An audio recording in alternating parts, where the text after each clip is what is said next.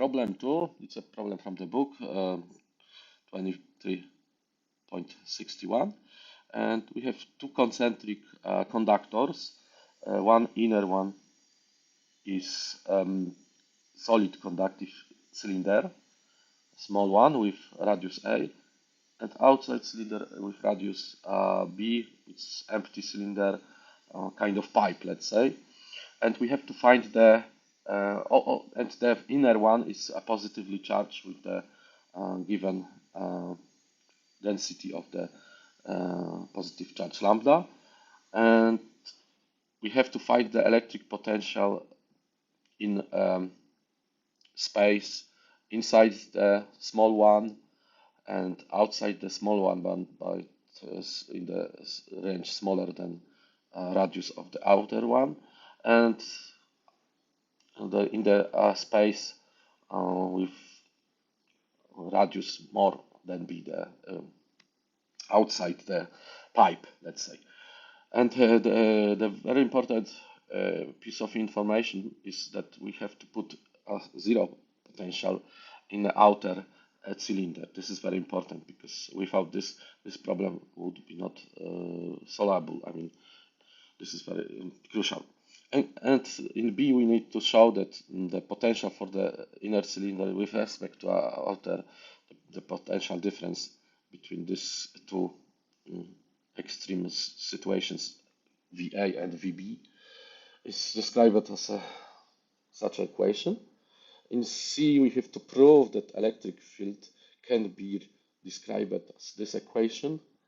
And in D, we have to answer only what will happen if would be not net charge in the external tube.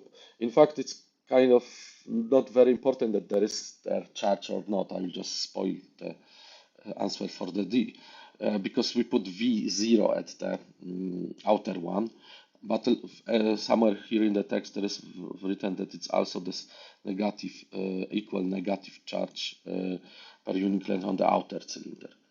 Okay, and let's start to solve. That's the situation. We have two cylinders, one solid conductor and this outside one, and the center is with uniform charge. On its surface, it's plus lambda, and on the surface of the big one is equal the same charge density minus lambda. And we need to go back also to the previous chapter, in fact to the Gauss's law, and first we need to get the E to get the V. It means that we have to use Gauss's law to calculate the electric field. And you can imagine that you put inside this small cylinder some fictional like a surface with cylinder with the same symmetry, and the Gauss's law says that you take into account every charge which is inside the sphere. In this case, the charge is on the surface of the conductor, and we are inside this conductor with our fictional sphere, not sphere, the cylinder. It means that automatically the Q is equal to 0. No point of calculating anything. We know that the electric field inside will be 0. Outside, either we take outside the small one with red pluses or the bigger one.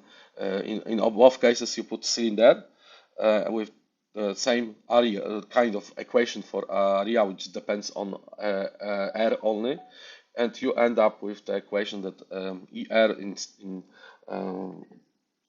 inside or even outside is described exactly by the same equation, lambda by 2 pi epsilon and 1 over r.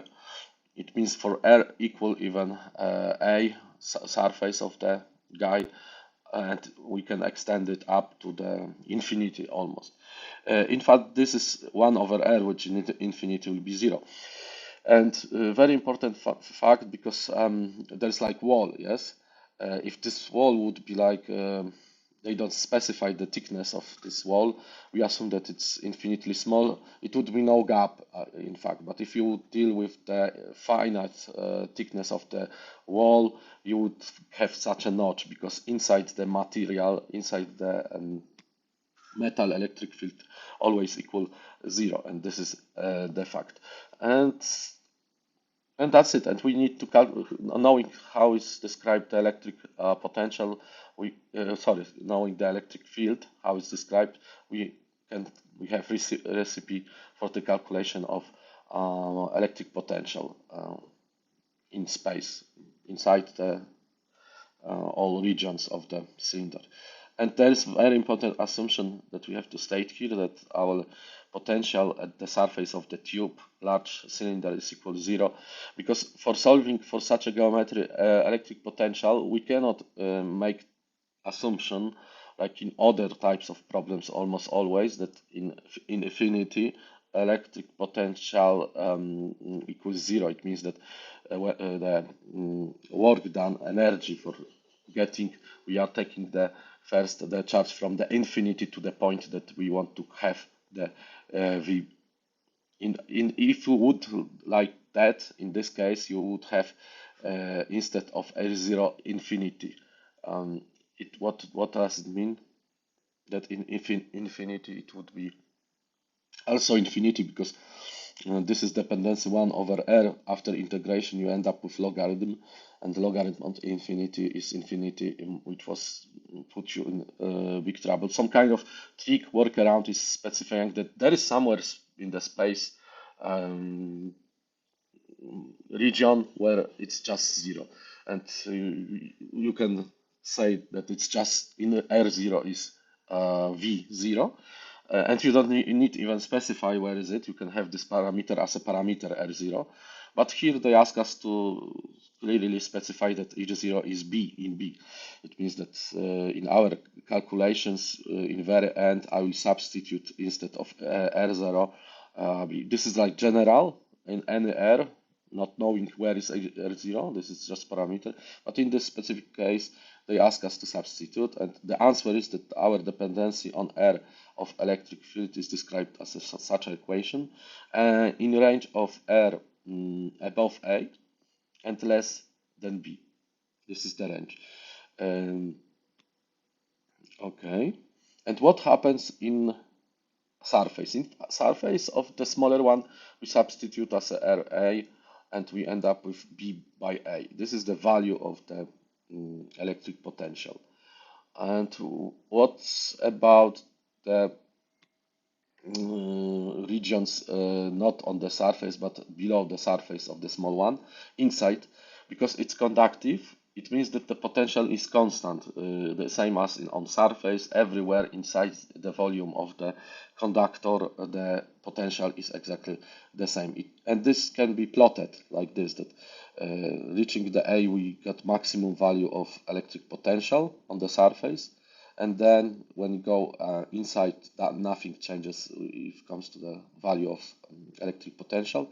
And when we go away from the small cylinder, the electric field going down declines to the point where in which is B, it equals 0. And it's obvious that everywhere outside B, more outside the both cylinders in this such a region is V equal 0, just 0.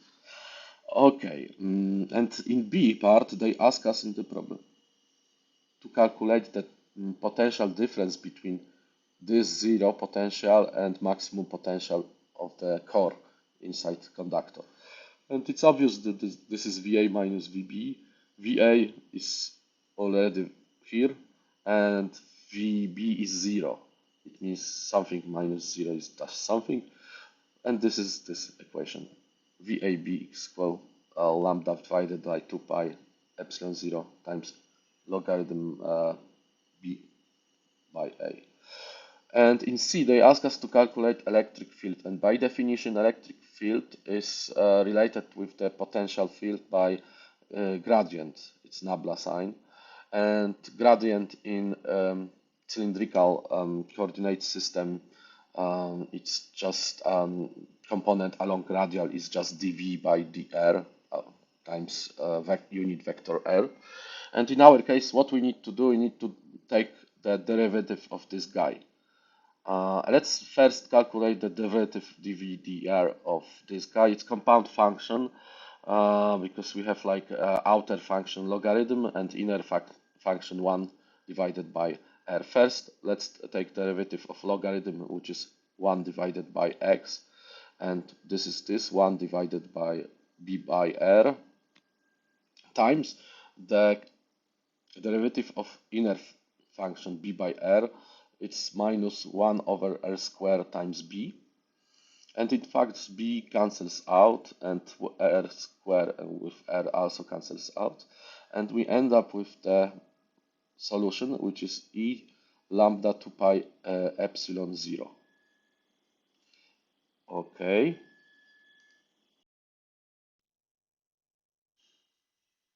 But we have to prove that this guy is equal this. In our term, there is no logarithm ba. Only similarity is 1 over r. And I will show you how to just relate solution from this part with our solution and get this. Okay, and how to do this? Because from this, in fact, no, with our previous solution, which is this, we calculate this term. I solve for this term from this equation, and solving this, I will have VAB divided by the logarithm B by A. And substituting this guy in our solution, which is this goes here, I will end up with such a solution, which is exactly the equation that we had to prove, relate to this. And this is exactly the same thing. And in D, I already told you that there's like VB equals 0, and electric field between cylinders doesn't change at all.